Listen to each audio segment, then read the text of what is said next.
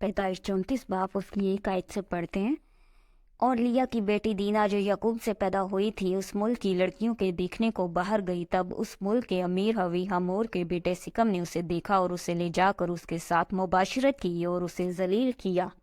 सिकम कनान का एक शहर है।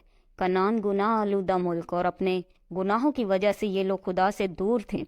दीना उस मुल्क की लड़कियों को देखने बाहर गई। बाइबल में लिखा है ईमानदार और बेईमान का क्या मेल जोल, लेकिन इंसान फालतू के जुमलों से खुद को सच्चा ठहराता है कि इंसान को खुद अच्छा होना चाहिए। कोई बात नहीं अगर हम गलत लोगों में उठना बैठना रखें, हम तो कुछ गलत नहीं कर रहे। दीना गई उनके तौर तरीके देखने, सहेलियां बनाने, और लिखा है उस मुल्क के अमीर हवी हमूर के बेटे सिकम ने उसे देखा और उसे ले जाकर उसके साथ मुबाशरत की और उसे जलील किया। खुदा ने अपने लोगों की गलतियों को छुपाया नहीं, बल्कि बाइबल में लिखा कि हम लोग उन वाक़यात से कुछ सीखें, खुदा के हुक्मों पर अमल करें और दुखों तकलीफ़ों से छुटकारे वाली ज़िंदगी गुजारें। इसमें इंसान का ही फ़ायदा है। बाइबल सिर्फ एक रिलीजियस किताब नहीं है। बाइबल से हम यही सीखते हैं कि अगर कोई कम अकल भी इस किताब को पढ़ेगा तो वो अक्लमंद होगा। लोग दुनिया की किताबें पढ़कर किस किस मुकाम पर पहुंच गए हैं। ये तो इस दुनिया की किताब नहीं है। जो सांस आदम में फूंका गया था वही सांस इस कलाम पर फूंका गया। बाइबल में यही लिखा है कि खुदा के हुक्म रास्त हैं और अगर कोई उन पर अमल करे तो वो जिंदा रहेगा। मौत सिर्फ इंसान का मर जाना नहीं, बल्कि स्पिरिट में मरा होना, टेस्टमनीज में मरा होना, फाइनेंस में, बिजनेस का मरा होना, मौत है ये सब। दीना को गैर कौम के जरिए जलील किया गया। बाप को, भाइयों को, पूरे घराने को शर्मिंदगी का सामना करना पड़ा। याकूब को अपने घराने समेत वो जगह छोड़कर कहीं और जाना पड़ा। पूरा घराना डिस्टर्ब हुआ। याकूब की बेटी के साथ ऐसा काम क्यों कर हुआ? खुदा ने बचाया क्यों नहीं? अगर खुदा की मर्जी से बाहर है तो खुदा की हिफाजत से भी बाहर हैं, चाहे वो अब्राहम, इसहाक, याकूब के घराने की लड़की क्यों ना हो।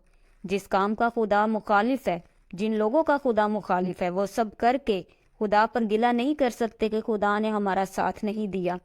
जिन लोगों से खुदा नफरत करता है और खुदा उनको नेस्तो नाबूद करना चाहता है उनके गुनाहों की वजह से, दीना गई उन लड़कियों को सहेलियां बनाने। बाइबल में लिखा है तेरे पाँव को पत्थर से भी ठेस ना लगेगी। खुदा अपने फरिश्तों को हुक्म देगा कि तेरी सब राहों में हिफाजत करें। तो क्या लोग ठोकर नहीं खाते? बिल्कुल खाते हैं। जब खुदा की मर्जी से बाहर हैं, खुदा के हुक्म के पाबंद नहीं, तो वो वादे हमारे लिए नहीं है। अब्राहम की बीवी सारा को एक मुल्क के बादशाह ने अपने पास बुला लिया कि ये मेरी बीवी बने। खुदा ने उस मुल्क की सब औरतों के रहम बंद कर दिए जब तक सारा को अब्राहम के हवाला ना किया गया। खुदा ने सारा की हिफाजत की, दीना की क्यों ना की? खुदा के हुक्म से बाहर है तो हिफाजत से बाहर है। अगर खुदा के हुक्मों पर अमल करने वाले हैं तो खुदा कहाँ कहाँ से रास्ते निकालेगा, इंसान तो सोच भी नहीं सकता। लूका 9 बाब 1 आयत से पढ़ते हैं। फिर उसने उन 12 को बुलाकर उन्हें सब बदरूहों पर अख्तियार बख्शा और बीमारियों को दूर करने की कुदरत दी और उन्हें खुदा की बादशाही की मुनादी करने और बीमारों को अच्छा करने के लिए भेजा। और उनसे कहा राह के लिए कुछ ना लेना, ना लाठी, ना झोली, ना रोटी, ना रुपया, ना दो दो कोफ्ते लेना। यीशु मसीह ने अपने शागिर्दों को भेजा प्रीचिंग के लिए और बीमारों को शिफा देने के लिए, मोज़े करने के लिए। और लूका 22 बाब 35 आयत में लिखा है फिर उसने उनसे कहा कि जब मैंने तुम्हें बटवे और झोली और जूती बगैर भेजा था, क्या तुम किसी चीज़ के मुख्ताज रहे थे? उन्होंने कहा किसी चीज़ के नहीं। यीशु मसीह ने शागिर्दों से पूछा कि जब मैंने तुमको भेजा तो किसी चीज़ की कमी हुई, कोई प्रॉब्लम हुई? तो सब शागिर्दों ने कहा नहीं, किसी चीज़ की कोई कमी नहीं हुई। जब इंसान खुदा के साथ वफादार है तो कहाँ जाना है, कब जाना है, खुदा बताएगा। सारे इंतजामात भी करेगा, हिफाजत भी करेगा, पूरे अख्तियार और कुदरत के साथ भेजेगा।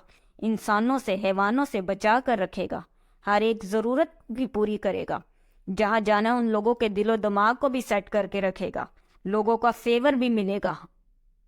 तो अगर किसी चीज़ की परवाह करनी है तो वो खुदा की मर्जी की, कि जो काम मैं कर रहा हूँ क्या खुदा इससे खुश होगा कि नहीं।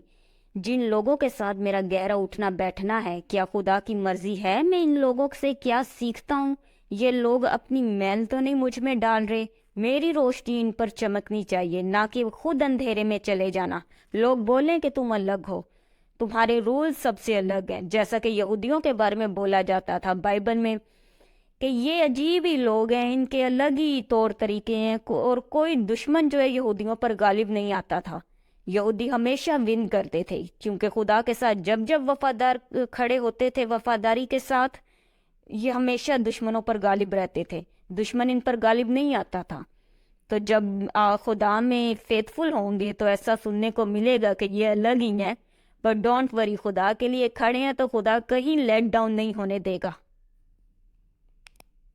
بائبل کو اپنا ایک اچھا دوست بنائیں، روز بائبل میں جو ہے ایک کوالٹی ٹائم گزاریں بائبل ریڈ کرنے میں، اور ایسے لوگوں کے ساتھ جو آپ کی اسپرٹ کو بوسٹ کرتے ہیں، ترقی کر دیتے ہیں آپ کی اسپرٹ کو، ان کے ساتھ جو ہے وہ ضرور جڑ کے رہیں۔